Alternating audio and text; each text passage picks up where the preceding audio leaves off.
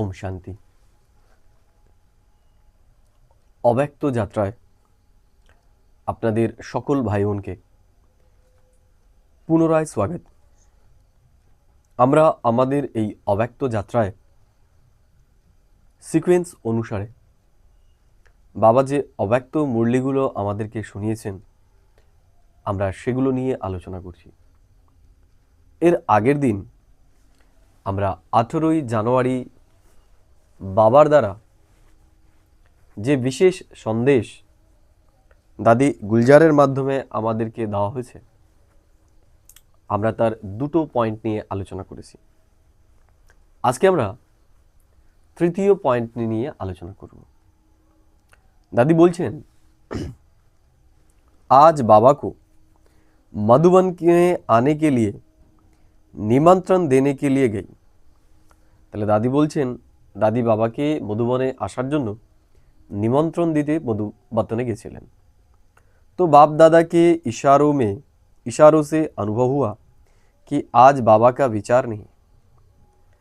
तो दादी বললেন বাবাকে দেখে মনে হচ্ছিল যে বাবা আজকে মধুবনে আসতে চান না। इतने में ही बाबा बोले अच्छा बच्ची सभी बच्चों ने बुलाया है तो बाप दादा बच्चों का सेवाधारी है। তাহলে দাদিকে বাবা কি বলল যে আচ্ছা বাচ্চা বাবা বাচ্চারা যেহেতু বাবাকে ডেকেছে বাবা হচ্ছে বাচ্চাদের সেবাধারী তাহলে বাবা অবশ্যই আসবে। यो सुनकर संकल्प चला कि बाबा ने अभी अभी ना की और अभी अभी हाँ की क्यों। তা দাদি তখন মনে করলেন যে বাবা তো একটু আগেই না বলছিল এখন হ্যাঁ বলছে কেন। दिल के संकल्प को जानकर बाबा बोले इहो जानबूझकर कर्म करके बाबा सिखला रहे कि तुम बच्चों को भी एक दो की राय एक दो के विचारों को रिगार्ड देना चाहिए। तो बाबा বলছেন যে আমাদেরও তেমনি একে অন্যের রায়কে একে অন্যের সংকল্পকে রিগার্ড দেওয়া উচিত। भल समझो कोई विचार देता है और तुमको नहीं चलता जचता है तो भी उनके विचार को फौरन ठुकरा नहीं देना चाहिए।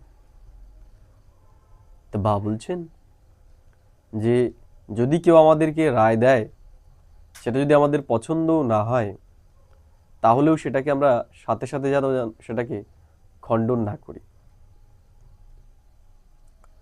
पहले तो उनको रिगार्ड दो कि हाँ क्यों नहीं बहुत अच्छा। তা বাবা বললেন যে আমাদের তাকে রিগার্ড দেওয়া উচিত কেননা খুব ভালো এরকম বলা উচিত जिससे उनके विचार का फोर्स कम हो जाए। তাতে কি হবে তার যে বিচার সেই বিচারের ফোর্স অর্থাৎ সে যেটা করতে চায় সেটাই করবে এই ব্যাপারটা নষ্ট হয়ে যাবে। तो फिर आप जो उन्हें समझाएंगे बहुत समझ सकेंगे। তখন কি হবে আমরা তাকে যেটা বোঝাতে চাই সেটা সে বুঝবে। अगर सीधा ही उनको कट करेंगे तो दोनों फोर्स टक्कर खाएगी और येंगे वो समझ सकेंगे। তা বাবা বলছে সেও যদি সে তার বিচারে শক্ত থাকে আমরাও যদি আমার বিচারে শক্ত থাকি তাহলে দুজনের মধ্যেই टकराव হবে। अगर सीधा ही उनको कट करेंगे तो दोनों फोर्स टक्कर खाएगी और रिजल्ट में सफलता नहीं निकलेगी। তো কি বলছে যে टक्कर খাওয়ার জন্য সফলতা সহজে পাওয়া যাবে না। अगर इसलिए एक दो के विचार अर्थात त्राय को पहले रिगार्ड देना आवश्यक है। এজন্য বাবা বলছে আমাদের একে অন্যের বিচারকে সবার প্রথমে রিগার্ড দেওয়া প্রয়োজন।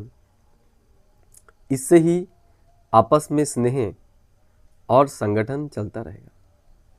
বাবা বলছে এর আধারেই আমাদের ভেতরে স্নেহ এবং সংগঠন চলবে, অর্থাৎ একে অন্যের বিচারকে এখন আমাদের সম্মান দিতে হবে। 4 নম্বর বাবা বলছে, आज जब वतन में गई तो जैसे ही हम पहुंची तो बाप दादा सामने थे ही, लेकिन क्या देखा कि ब्रह्मा बाबा के गले में ढेर की ढेर मालाएं पड़ी हुई थी। তাহলে দাদি যখন বতনে গেছে তখন দেখতে পেলেন যে বাবার গলায় অনেক মালা রয়েছে। फिर बाबा ने कहा इहो माला उतर कर देखे। फिर बाबा ने कहा इहो माला उतर कर देखो। তখন বাবা দাদিকে বললেন যে তুমি এই মালাগুলো নামিয়ে দেখো। মালা উতারি তো कोई बड़ी माला थी कोई छोटी। তাহলে দাদি যখন সেগুলো নামিয়ে দেখলো তখন দেখলো কোনো মালা ছোট কোনো মালা বড়। हमने कहा बाबा इसका रहस्य क्या। तो दादी जिज्ञेस करलो बाबा के जे रहस्य की। बाबा बोले बच्ची इहो सभी के उल्हनों की माला है। কি বললো বাবা? বাবা বললো বাচ্চা এগুলো বাচ্চাদের उल्हानार माला, क्योंकि हर एक बच्चे जब एकांत में बैठते हैं तो बाबा को स्नेह में उल्हाना ही देते हैं। तो बाबा বলছেন যে বাচ্চারা যখন একান্তে বাবার স্মৃতিতে বসে তখন বাবাকে তারা অজুহাতের মালাই পরায়। हर एक बच्चे ने बाप को उल्हानों की माला जरूर पहनाई है। তা বাবা বলছেন বাবার প্রত্যেকটা বাচ্চাই বাবাকে অজুহাতের মালা অবশ্যই পরিয়েছে। बाबा ने कहा बच्चों को ड्रामा भल याद है, लेकिन प्यारे ते प्यारी चीज़ तो ज़रूर है। बाबा ने कहा बच्चों को ड्रामा भल याद है, लेकिन प्यारे ते प्यारी चीज़ तो ज़रूर है। বাবা বলছেন বাচ্চাদের তো ড্রামার জ্ঞান থাকেই, কিন্তু তাদের প্রিয় জিনিসগুলো তারা ভুলে না। तो अचानक ड्रामा को वंडरफुल देख हर एक बच्चा दिल ही दिल में उल्हाना देते रहते हैं। তাহলে ড্রামাকে ওয়ান্ডারফুল দেখে বাবা বলছে যে বাচ্চারা বাবাকে उल्हाना দিতে থাকে। यूँ तो ज्ञान बच्चों को है, लेकिन ज्ञान के साथ प्रेम का स्नेह भी है। তো বাবা বলছেন জ্ঞান তো আছেই বাচ্চাদের, তার সাথে সাথে স্নেহ এবং প্রেমও আছে। इसलिए इन उल्हानों को गलत नहीं कहेंगे। তা বাবা বলছে বাবা এই যে অজুহাত এগুলোকে ভুল বলছেন না। फिर हमने पूछा बाबा आपने इसका रिस्पॉन्ड क्या दिया। তাহলে দাদি বাবাকে জিজ্ঞেস করলো যে বাবা তাহলে তুমি এর রেসপন্স কি দিলে। তো বাবা বলে जैसा बच्चा वैसे रिस्पॉन्ड। তো বাবা বলছেন যে যেরকম বাচ্চা সেরকম রেসপন্ড দিয়েছে বাবা। बाबा ने कहा मैं भी रिस्पॉन्ड में बच्चों को उल्हानों की माला ही पहनाता हूँ। तो বাবাও কি করেন বাচ্চাদেরকে উলহানার অর্থাৎ অজুহাতের মালাই পরায়। वो कौन सी जिज्ञेस করলেন दादी बाबा के। फिर बाबा ने सुनाया जो बाप की आश बच्चों में थी वो साकार रूप में बाप को नहीं दिखलाई। বাবা বলছেন বাবার আমাদের প্রতি যে এক্সপেকটেশন ছিল আমরা সেটা স্থূল রূপে করতে পারিনি। जो अब अव्यक्त रूप में दिखलानी है, যেটা अव्यक्त रूपे এখন দেখাতে হবে। बाबा ने कहा ये उल्हाना भी मीठी रूहो रिहान है। বাবা বলছেন এই যে অজুহাত এটাও বাবার সাথে মিষ্টি রুহো রুহান। ये भी एक खेलपाल बच्चों का है। বাবার কাছে এটাও বাচ্চাদের একটা খেলা। साकार रूप में जो बाप दादा ने श्रृंगार कराया वो अव्यक्त बतन में बाप दादा देखेंगे। তাহলে সাকার রূপে বাবা আমাদের যে শৃঙ্গার করেছে সেটা এখন অব্যক্ত বতন থেকে বাবা দেখবেন। यो सिन पूरी हो गई, फिर भोग स्वीकार कराया।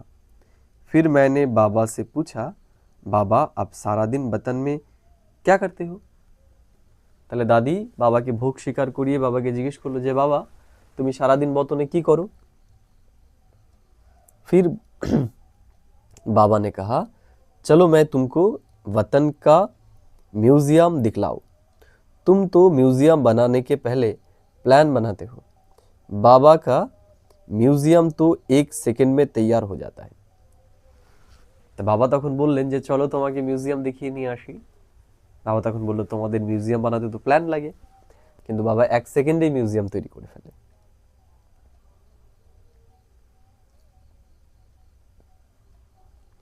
फिर क्या देखा? एक बहुत बड़ा हॉल था। एक ही हॉल में हम बच्चे ढेर की ढेर मंडल के रूप में खड़े थे, मॉडल के रूप में खड़े थे। দাদা দেখতে পেলেন একটা বিরাট বড় হল ঘর, আর আমরা বাচ্চারা সেখানে মডেল রূপে দাঁড়িয়ে রয়েছে। हमने कहा, बाबा इहो तो हम ही মিউজিয়াম में खड़े हैं। তো দাদি বলল বাবাকে যে আমরাই তো এই মিউজিয়ামে দাঁড়িয়ে রয়েছি। बाबा ने कहा, बच्ची बाबा का म्यूज़ियम यही है। अभी तुम जाओ, जाकर एक मॉडल को देखो कि बाप दादा ने क्या क्या सजाया है।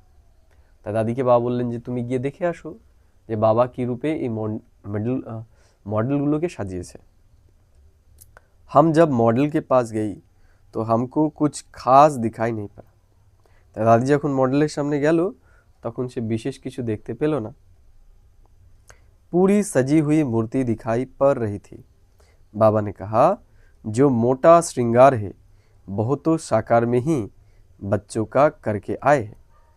তো বাবা বলছেন যেটা মোটা শৃঙ্গার সেটা বাবা সাকার রূপেই আমাদের করিয়েছেন।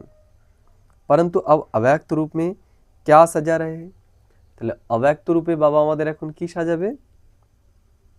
अभी श्रृंगार तो है, जेवर भी है, परंतु जेवर में बीच में नग लगा रहे हैं।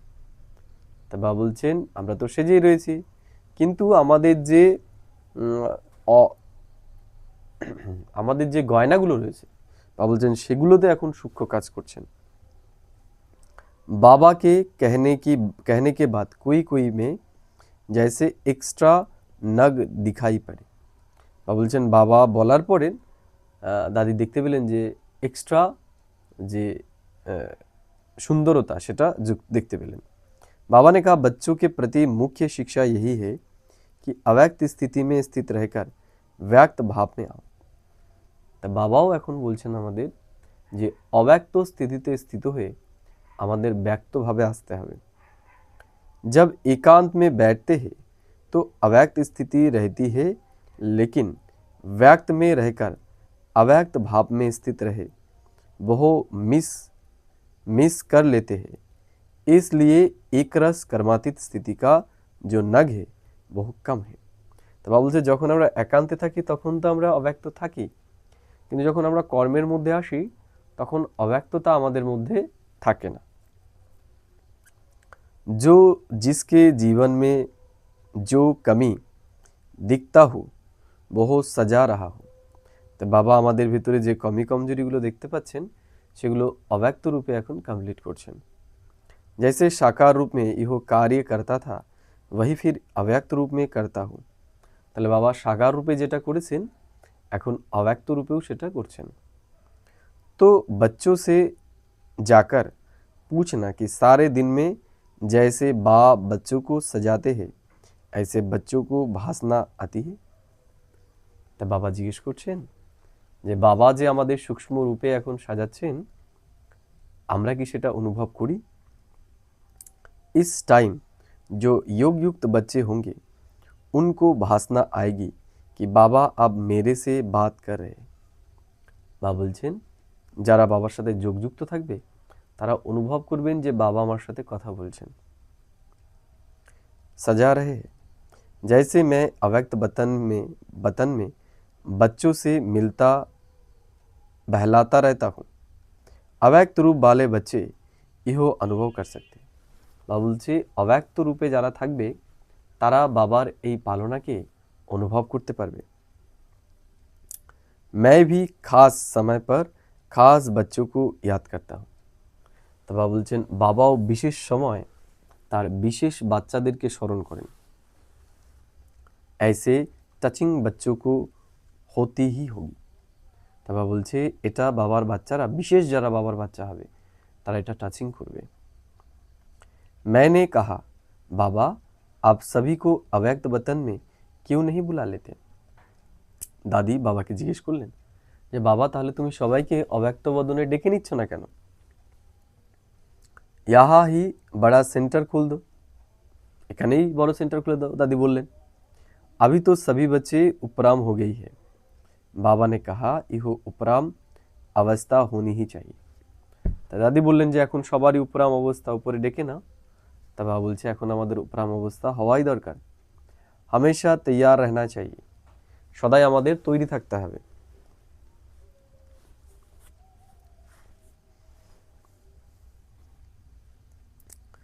हमेशा तैयार रहना चाहिए, यह भी याद की यात्रा को बल मिलता है। বা বলছে এটাও ইয়াদের যাত্রায় কী হবে, বল প্রাপ্ত হবে। সব সময় আমাদের প্রস্তুত থাকতে হবে।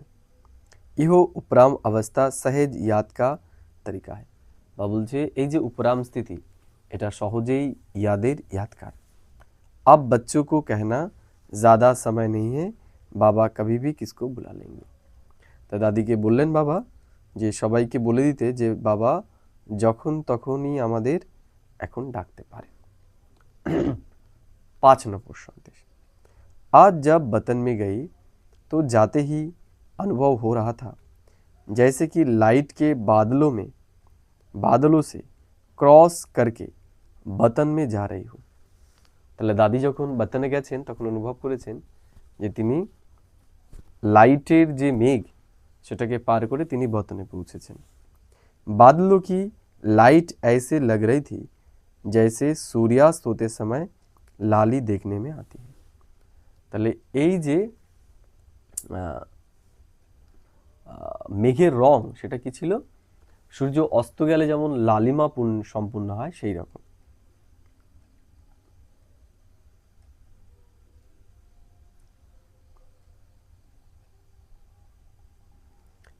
जैसे ही वतन में पहुंची तो वहाँ भी ऐसे ही देखा कि लाइट के बादलों के बीच बाप दादा का मुखड़ा सूर्य चंद्रमा समान चमकता हुआ देखने में आ रहा था।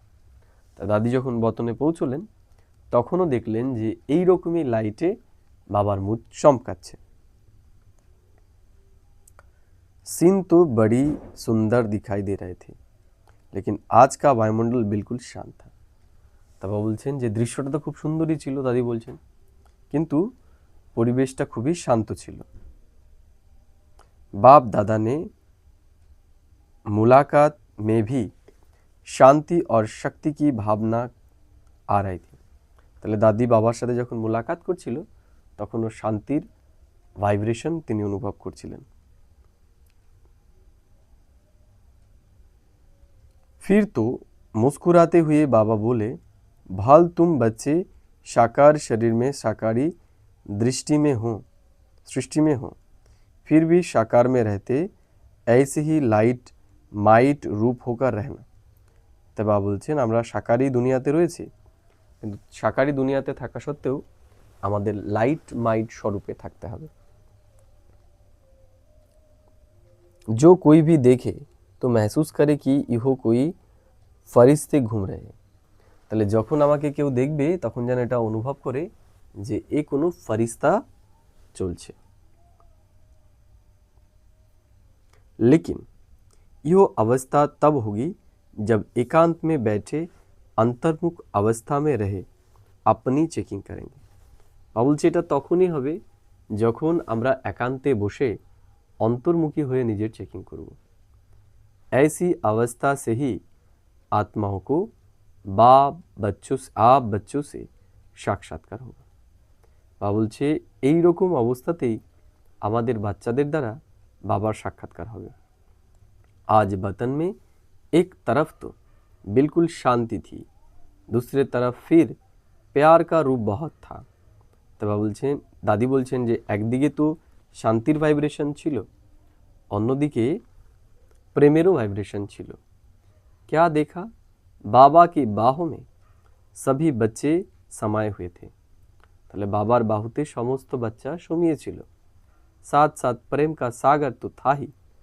बाबा ने कहा तुम शक्तियों को भी सर्व आत्माओं को ऐसे ही अब अपने समीप लाना है। তবে বাবা বলছেন আমাদের শক্তি সম্পন্ন আত্মাদেরকেও এখন আমাদের সমীপে নিয়ে আসতে হবে। आपकी दृष्टि में बाप समान जब प्रेम और शक्ति दोनों ही पावर होगी तब आत्माएं नजदीक आएगी। বাবা বলছে আমাদের দৃষ্টিতে যখন বাবার সমান প্রেমের এবং শক্তির তেজ থাকবে তখনই সবাই আমাদের সম্মুখ আসবে। इसके बाद बाबा ने तीसरा दृश्य दिखाया। क्या देखा? बाबा के सामने ढेर कार्ड्स पड़े थे। तृतीय दृश्य की देखलें जो बाबार सामने अनेक कार्ड पड़े ছিল। बाबा ने कहा इन कार्ड्स को ऐसे सजाओ जिससे कोई सीनरी बन जाए, क्योंकि हर कार्ड पर सीनरी की डिज़ाइन थी। क्या বলছেন এই কার্ডগুলো দিয়ে এমনভাবে সাজাও যেন সিনারি তৈরি হয়, কারণ প্রত্যেকটা কার্ডের পেছনেই ছবি ছিল। কিসমে চিত্র কিসমে শরীর, তাহলে কোনোটায় ছবি কোনোটায় শরীর ছিল। हम मिलाने लगी तो कभी उल्टा कभी सुल्टा हो जाता था। दादी যখন মেলাচ্ছিলেন তখন উল্টো পাল্টা হয়ে যাচ্ছিল। और बाप दादा बहुत हंस रहे थे, बाबा সেটা দেখে হাসছিল। उसमें बहुत ही सुंदर सतयुग की সিনারিয়া थी। তো বাবা বলছেন সেখানে কি দাদি বলছেন কি সেখানে খুব সুন্দর সত্যযুগের সিনারি ছিল। एक कृष्ण बाल रूप में झूले में झूल रहा था, साथ में कांता दासी झूला रही थी। तो কি বললেন একদিকে কৃষ্ণ সে ঝুলা ঝুলছিল আর অন্যদিকে কান্তা যে দাসী সে ঝুলা ঝুলাচ্ছিল। दूसरे में सखे सखियों का खेल था, और द्वितीय चित्रे सखा सखीरा खेलছিল। मतलब तो सतयुग की दिनचर्या थी। फिर बाबा ने विदाई देते समय कहा, बच्ची सबको संदेश देना कि शक्ति स्वरूप भवो और प्रेम स्वरूप भवो। तो बाबा সবাইকে এই সন্দেশ দিতে বললেন যে আমাদের শক্তি স্বরূপ হতে হবে এবং প্রেম স্বরূপ হতে হবে। ওম শান্তি। আজকের জন্য এটুকুই, আমরা এর পরের দিন এর পরের থেকে আলোচনা করব। আজকে বাবা বিশেষ যেই আলোচনাটা আমাদেরকে শোনালো সেখানে দাদির মাধ্যমে বাবা আমাদেরকে এই সন্দেশ দিয়েছে যে আমরা যখন সংগঠনে আছি তখন অনেকের মতই আমাদের পছন্দ হবে না, কিন্তু সেখানেও বাবা যেমন সাক্ষাৎকারে দেখিয়েছে যে বাবা না বলার পরেও পরে হ্যাঁ করেছে, অর্থাৎ কারো কথা আমাদের পছন্দ না হলেও সেটাকে তখনই যেন আমরা না কাটি, তার প্রতিও আমাদের রেসপেক্ট দিতে হবে। বাবা তারপরে যে সাক্ষাৎকার করিয়েছেন সেটা হলো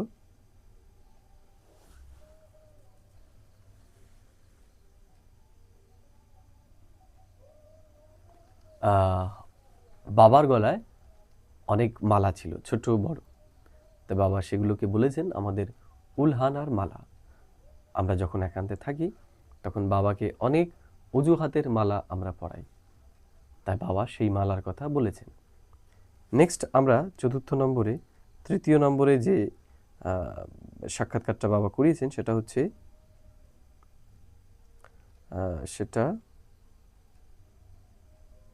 সেটা হলো